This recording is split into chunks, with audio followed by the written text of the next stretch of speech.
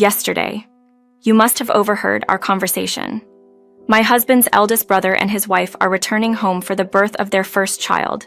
Because of this, my mother-in-law has asked me to clear out my belongings and move them outside. She pointed out that since I can't have children and haven't been involved in supporting my brother-in-law's business, the least I could do is free up some space in the house. Adding to the complexity, I've been paying a substantial rent of $12,000, which makes this situation even more challenging to digest. Living with my mother-in-law, my husband, his brother, and sister-in-law has turned our home into a hotspot of tensions. I've always strived to maintain harmony and keep the household running smoothly, but the constant challenges are becoming overwhelming. Feeling defeated, I agreed to leave but mentioned that I couldn't just leave my things outside. I would return for them later. My mother-in-law seemed relieved by my decision to leave, seemingly indifferent to the inconvenience it caused me. So, I began packing my belongings, and, moments after leaving the house, I called a junk removal service to help manage my belongings. It was a pivotal moment of action for me, moving forward without looking back. My name is Patricia, a 35-year-old IT consultant. My husband, Matthew, 36-year-old, owns 5 restaurants. Despite our age, we're actually newlyweds, having spent most of our lives focused on our careers. People often mistake us for having been married with children for years, but in reality, we only found each other right before turning 35. Our meeting was serendipitous, occurring during a visit to one of Matthew's restaurants, which I decided to visit as a treat to myself after a long day. The place was inviting, especially for someone like me, who often dines alone. Matthew's warm welcome made me a regular, and our conversations began to extend beyond casual small talk. Our discussions often revolved around our work. I shared insights about IT solutions for businesses, including a tablet-based ordering system that could benefit his restaurants. Despite the cost being a stretch for a small business, Matthew was always eager to learn and see how new technologies could be applied. This mutual respect for each other's dedication to work drew us closer, and eventually, we found ourselves in a relationship that led to marriage. This story of unexpected turns and new beginnings highlights the complexities of family dynamics, the challenges of blending personal and professional life, and the surprising paths love can take. In the midst of my hectic work schedule, my husband proposed we go out for dinner one day. The opportunity to share a meal outside with him, a restaurateur, filled me with excitement, and I happily accepted. The idea of being asked out by my husband was delightful, yet at nearly 35, I felt a bit self-conscious about expressing my excitement too girishly. However, this dinner invitation wasn't a one-time occurrence. My husband kept asking me out for meals regularly. It's quite common for men and women who spend a lot of time dining together to eventually find themselves in a romantic relationship. That's exactly what happened with us. After dating for 3 years, as we approached the age of 36, we decided to tie the knot. The thought of being a bride at 35 made me a bit shy, so I suggested to my husband that we skip a traditional wedding ceremony and instead just dress up for some photos together. Post-marriage, I moved into my husband's home, a spacious 4-story house with a garden and parking, situated in a prestigious neighborhood. The rent was steep, around $12,000. Living with a mother-in-law immediately after getting married might seem daunting to some, but at 35, I was not overly concerned. Plus, my mother-in-law was 73, and with my father-in-law no longer with us, it seemed like a practical arrangement. My husband's suggestion to live with his mother was met with my immediate agreement, though I soon began to question that decision. Once I settled in, I noticed the house was exceptionally large, with numerous spare rooms beyond our bedroom and an office space designated for me. Curious, I asked my husband why we needed such a vast space for him and his mother. He explained that he has an older brother, Jason, who became estranged from the family, moving from job to job and place to place. My husband harbored a hope that one day Jason might return, hence the need for a larger home. As he unpacked and arranged my books, the spoke of Jason with a smile, showing no judgment towards his brother's unsettled lifestyle. My mother-in-law, however, seemed less forgiving. Her sudden appearance in the doorway of my new office, checking in on us, revealed her cooler feelings towards her eldest son. It's understandable for a mother to have a complex reaction to a son who avoids his responsibilities. Yet I couldn't help but worry about potential future conflicts between my husband and his mother over Jason. Despite her cool demeanor, my husband urged his mother to accept the new living arrangement, emphasizing that it was important to start off on the right foot now that we were all living together. As she walked away, the sound of her slippers echoed, marking the beginning of our new life together under one roof. Apologizing for the tension, I reassured my husband that I would make an effort to bond with his mother as we continued to share our lives. Grabbing a book from his momentarily still hands, I placed it on the shelf, pondering over the silent judgment I felt from her regarding my age. At 35, the possibility of having children isn't out of the question, but it seems to hang in the air as a difficult prospect. Given that Matthew's elder brother, Jason, is also unmarried without children, I sensed a disappointment in my mother-in-law, fearing she might never experience being a grandmother. In her eyes, Jason's avoidance of traditional responsibilities and my own perceived inadequacies as a wife placed us in a similar light. While I empathize with her desires, changing my age or our circumstances is beyond my control. As we settled into married life, my mother-in-law's indifference towards me became more apparent. She often ignored my attempts at conversation, choosing to keep her distance. It was a lonely feeling, yet devoid of outright hostility. I clung to hope that our relationship might improve over time. However, my immediate concern shifted towards Matthew and the challenges he faced with his business. The financial strain was evident. Soaring prices and dwindling customer spending threatened the survival of his restaurants. Nearly a year into our marriage, the closure of one of his stores underscored the severity of the situation, casting a shadow of distress not just over Matthew, but our household. My mother-in-law's critique of my role, or perceived lack thereof, in supporting Matthew's business only added to the tension. Her harsh words, aimed at questioning my commitment as a wife, echoed with a blend of disappointment and accusation. Despite the sting, I chose to interpret her criticism constructively, focusing on bolstering Matthew's spirits and supporting him through this tumultuous period. Miraculously, 2 years later, Matthew managed to navigate the crisis, keeping our financial ship afloat without the need to close another store. This victory, however, was bittersweet. My mother-in-law's increased hostility, now unbridled, marked a deteriorating relationship on the home front, despite the business's recovery. Ironically, as Matthew's business began to stabilize, new troubles emerged. Whispers of his infidelity reached me, a blow that questioned the foundation of our trust. The notion that he might squander our newfound financial stability on an affair was both baffling and deeply hurtful. It seemed as though when one challenge was overcome, another swiftly took its place, a cycle all too familiar in our journey together. This series of events, a test of resilience in the face of personal and professional trials, underscored the complexity of navigating marriage, family dynamics, and the unpredictable nature of life itself. Despite the turmoil, the experience taught me the importance of patience, understanding, and the relentless pursuit of harmony within the tapestry of relationships that define our lives. I never imagined I'd find myself in such a situation, yet here I was, grappling with an unexpected turn of events. Matthew's brother, Jason, called to share some surprising news. His girlfriend, a 30-year-old woman who worked at the same bar as Matthew, was pregnant. This news brought a mix of emotions. While it was a happy occasion, it also came with its own set of challenges. Jason and his girlfriend, both freelancers, were facing the difficulties of impending parenthood without a stable income. They reached out, hoping to move into our spacious home and seeking employment at Matthew's restaurant. As I was trying to process how to address the rumors of Matthew's affair, my mother-in-law entered the scene, discussing Jason, someone I had yet to meet. I felt like an outsider in my own home as they talked, witnessing a peculiar change in my mother-in-law's attitude towards Jason. Previously critical of him for not living up to his responsibilities, she now seemed eager to welcome him back, all because of the grandchild on the way. This sudden shift in her stance from disdain to support was stark. Matthew, who had always had a soft spot for Jason, seemed caught in the middle of his family's expectations and the reality of our living situation, from my vantage point in the dining room. I watched Matthew, noticing his troubled look as he met my gaze. The conversation around welcoming Jason and his growing family into our home was met with a mix of resignation and acceptance from Matthew.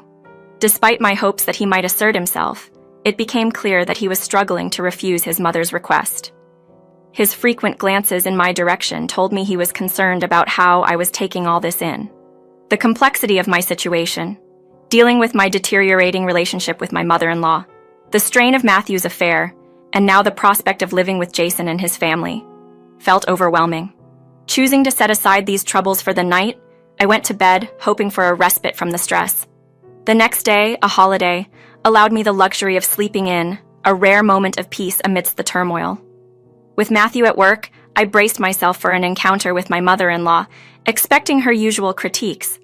Yet, what she said next took me by surprise, far surpassing my worst expectations. She bluntly instructed me to make room for Jason and his family by moving my belongings out, essentially suggesting I either relocate to the yard or leave the house altogether. Her rationale was stark and unforgiving. Since I couldn't have children and wasn't helping with Matthew's business, I should at least clear space for Jason's impending family needs. The logic she presented, that the house's spare rooms should serve as a bedroom and nursery for Jason's family, with my office becoming storage, highlighted her disregard for my place in the home. Despite paying a significant rent of $12,000, it seemed my value in the household had diminished in her eyes, now that the prospect of a grandchild was on the horizon. Faced with such insensitivity and the myriad challenges before me, I felt an overwhelming exhaustion. The realization that my mother-in-law saw no further need for me in the home, coupled with the high rent I was contributing, left me too tired to confront the situation head-on. The complexity of family dynamics, personal grievances, and financial pressures converged into a moment of profound disillusionment, marking a pivotal point in my life and marriage. Seeking peace and a moment of solitude, I found myself sitting quietly in the living room, the only sound being the ticking of the clock. It was time to make a decision, overwhelmed by the complexities of living with my mother-in-law, the impending arrival of Jason and his family, and the unresolved issues with Matthew. I realized that staying was no longer an option for me. I needed to prioritize my well-being and peace of mind over the chaos that had enveloped our home. "I've decided to leave," I announced, determined to escape the suffocating environment. "I'll need to return later for my belongings, as it's impractical to move everything at once." My mother-in-law's response, a simple nod of approval, did little to acknowledge the magnitude of my decision. Without further discussion, I began packing my essentials, stepping out of the house within moments. The first action I took was to contact a junk removal service, a clear indication of my resolve to move on and leave the past behind. In the immediate aftermath, I sought refuge in a hotel, allowing myself the space and time to process the change. 3 weeks later, I found myself settling into a new apartment, embracing the solitude and the fresh start it represented. Matthew had not reached out during this time, perhaps under the mistaken belief that my departure was temporary. The silence was broken when Matthew, caught off guard by the unexpected closure of his restaurant, reached out. He was unaware that I had initiated the process of removing the restaurant's equipment and furnishings, a decision that left him bewildered and in search of answers. Upon my return to the house to clarify the situation, I was met with chaos and confusion. Matthew, my mother-in-law, Jason and his wife were all present, each grappling with the implications of my actions. My mother-in-law's anger was palpable, her accusations sharp. Yet, the truth of the matter was far more complex than they realized. Matthew had yet to disclose the full extent of my involvement with the restaurant. Over the years, I had invested significantly in the business, contributing $350,000 to redditstories, the struggling second branch. This investment was not merely a loan to my husband. It was a strategic decision that led me to become the owner of that branch. My financial contribution had transformed the restaurant, yet this aspect of our partnership was unknown to my mother-in-law and the others. As I explained the situation, revealing the depth of my commitment and the nature of my investment, the room fell silent. The revelation that I was, in fact, the owner of the restaurant branch they had assumed was solely Matthew's, shifted the dynamics of the conversation. My decision to remove the equipment, a move prompted by the need to assert my independence and address the ongoing challenges in our marriage, was not an act of spite, but a step towards reclaiming my agency. In this moment of revelation, the complexities of our intertwined lives came into sharp focus. The path forward was uncertain, yet it was clear that the decisions made and the actions taken were driven by a deeper quest for autonomy, respect, and the pursuit of personal fulfillment amidst the tangled web of family obligations and expectations. I had always let Matthew handle the day-to-day operations of our restaurant, leaving me with little to oversee as its owner. The only significant shift occurred when Matthew redirected his attention towards revitalizing the struggling second branch, a move necessitated by the restaurant's dire financial straits. Amidst this crisis, I felt compelled to offer my support, especially after my mother-in-law criticized me for seemingly lacking faith in Matthew. My commitment took the form of a substantial financial contribution, utilizing the savings I had accumulated during my years of singlehood. "Is this really true?" my mother-in-law asked in disbelief after Matthew confirmed my financial support and ownership stake in the restaurant. "Yes, it's true," Matthew admitted. "Patricia told me it was okay to take the risk with the $350,000 she provided. She was prepared for the possibility of failure, suggesting that if the venture was doomed, she should at least own the restaurant. This way, any income generated could directly benefit her, and she would have the final say in the restaurant's future." The room was filled with skepticism until I laid out the documents that confirmed my ownership: the business license, the transfer of rights agreement, and the lease agreement, all bearing my name. My mother-in-law, visibly shocked, turned red as she scrutinized the documents. "Why didn't you mention this earlier?" she demanded. I explained that Matthew and I had always projected confidence in the restaurant's recovery, especially before we were married. Matthew felt immense pressure to live up to these expectations, not wanting to let anyone down, particularly his mother. I noted how her stern demeanor towards those who didn't meet her standards, like Jason and myself, made it difficult for Matthew to be upfront about the financial help he received from me. "People like my mother-in-law may not realize the weight of their words," I continued. "What seems like minor comments to them can feel like enormous pressure to the person on the receiving end." Matthew was wary of disappointing her or facing her complaints, which is why we kept this arrangement between us. Matthew then took responsibility for the situation, apologizing for not being more transparent and decisive. He acknowledged that if he had managed the restaurant better from the outset, my financial intervention wouldn't have been necessary. Regarding the restaurant staff and the impending closure, I reassured everyone that I had already communicated the situation to them. Utilizing my IT consulting connections, I managed to arrange alternative part-time positions for those interested. This revelation led to a moment of reflection for my mother-in-law, who then offered her apologies to both Matthew and me. She recognized the undue pressure she had placed on us and promised a change in her approach. In the end, Matthew and my mother-in-law's apologies seemed to signal a turning point, suggesting a path towards resolution and understanding within our family. The conversations that day laid bare the complexities and challenges we faced, but also opened the door to a more honest and supportive future together. Despite the seeming move towards resolution, I felt far from content. The air was thick with tension as I clarified that our issues were far from resolved. The moment I laid the divorce papers on the table, the room fell into a stunned silence. Matthew, visibly shocked, struggled to grasp the reality of the situation, questioning the need for such a drastic step amidst what he presumed was a path to reconciliation. "Don't jump to conclusions about us reconciling," I countered, addressing the elephant in the room: Matthew's affair with a part-time employee. Matthew attempted to dismiss the accusation as mere rumor, demanding proof before any such claim could be taken seriously. In response, I presented a photo on my smartphone, irrefutable evidence of Matthew's indiscretion, sent to me by one of the part-time workers. The image captured Matthew and his paramour entering a hotel, a testament to the whispers that had circulated among the staff. This revelation was the culmination of numerous visits to the restaurant, during which concerned employees shared their discomfort about Matthew's behavior. Their willingness to support me by providing evidence and maintaining discretion about the restaurant's impending closure underscored the gravity of the situation.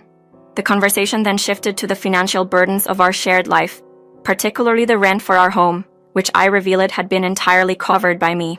As the restaurant's revenue dwindled, my financial contribution had increased to the point where I was responsible for the entire $12,000 monthly rent, a figure that matched my salary, leaving Matthew to manage other household expenses. This disclosure left Matthew and my mother-in-law deflated, their futures uncertain in the face of the restaurant's struggles and the potential loss of their home. Jason and his wife, now caught in the middle of this upheaval, voiced their concerns about their livelihood and living arrangements, having returned with expectations of stability that were quickly unraveling. In the midst of their growing desperation and futile pleas for assistance, I stood firm. My decision to leave, fueled by the betrayal and the burden of resolving Matthew's familial conflicts, was unwavering. I refused to be swayed by Jason's appeals or the chaotic fallout that ensued. With the delivery of the divorce papers and the disclosure of the affair, my role in this tangled web of personal and financial dilemmas had reached its end. I left the house to their disputes, stepping away from the chaos and towards a future unburdened by the weight of Matthew's actions and the complexities of his family dynamics. The evidence of the affair in hand, I walked away, leaving them to navigate the consequences of their choices and the uncertain path that lay ahead. The process of divorcing Matthew unfolded more smoothly than I had anticipated. While I had every right to seek alimony, especially given the affair, my financial independence and desire to sever ties cleanly meant I chose not to pursue any financial compensation. I wanted to move forward with as little connection to my ex-husband and his family as possible. After our separation, Matthew, burdened by financial and emotional strain and no longer able to afford the rent, was forced to leave the house along with his family. The responsibility of caring for his mother became a contentious issue, particularly given that Jason, the eldest son, had returned home without any means to contribute financially. This dispute over familial obligations led to a bitter conflict between the brothers, ultimately fracturing their relationship. Jason and his wife chose to leave, severing ties and leaving Matthew to shoulder the responsibility of caring for their mother. This series of events resulted in a strained living situation for Matthew and his mother. They found themselves in a smaller apartment, a stark contrast to their previous home. The close quarters only highlighted their strained relationship, with silence and awkwardness pervading their daily lives. My decision to end the marriage and reveal the affair inadvertently contributed to the unraveling of their family dynamics. In the aftermath, I focused on closing down the restaurant. Despite the complexities involved, my ownership necessitated that I oversee the process. Fortunately, the equipment and furnishings I had invested in were still relatively new and fetched a good price on the market. With a modest additional investment, I was able to complete the closure of the restaurant. This chapter, albeit brief, provided me with invaluable experience that I believe will enhance my skills and perspectives in my IT consulting career. Reflecting on these events, I've come to embrace my professional life with renewed vigor. The challenges and experiences of owning and closing a restaurant, coupled with the personal trials of my marriage, have reaffirmed my belief in the value of my work. It's clear to me now that my true fulfillment comes not from marriage, but from the achievements and satisfaction found in my career. As I continue on my path, I'm convinced more than ever that dedicating myself to my job is where my heart truly lies.